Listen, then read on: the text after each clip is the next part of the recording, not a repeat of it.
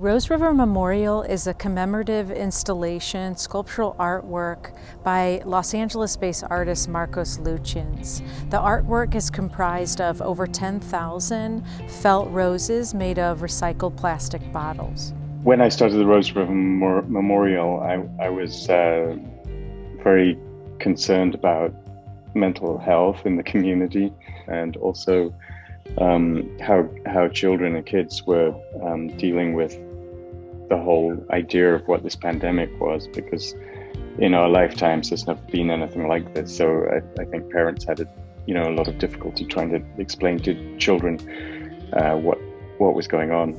So the roses you see on the building were made by the Girl Scouts of Western Missouri. We are working with the Girl Scouts of Eastern Missouri to create an additional almost 10,000 roses. Just like many other communities throughout Missouri, our Girl Scout family was really impacted by the COVID-19 pandemic, and this really allowed our girls to express themselves. The Girl Scout troop made them, and they're for all the people who died for COVID. It was really emotional, but it was really good, made me feel good. They were fun to make, and it was fun to work together.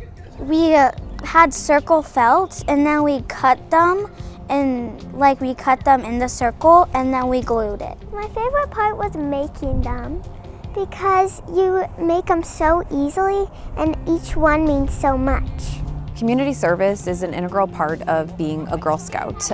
It allows our girls to really work on their teamwork, also to build their problem-solving skills, and also empower them to make a difference in their community. The project has been pretty emergent in the sense that, I put the word out there, and then groups come and support it. And the Girl Scouts have been super hands-on. I think like most of these installations of Rose River Memorial, the hope is to provide a space for healing, for recovery, for rehabilitation of this pandemic that we've all experienced. And it's a way to come together and to grieve the loss of friends or loved ones.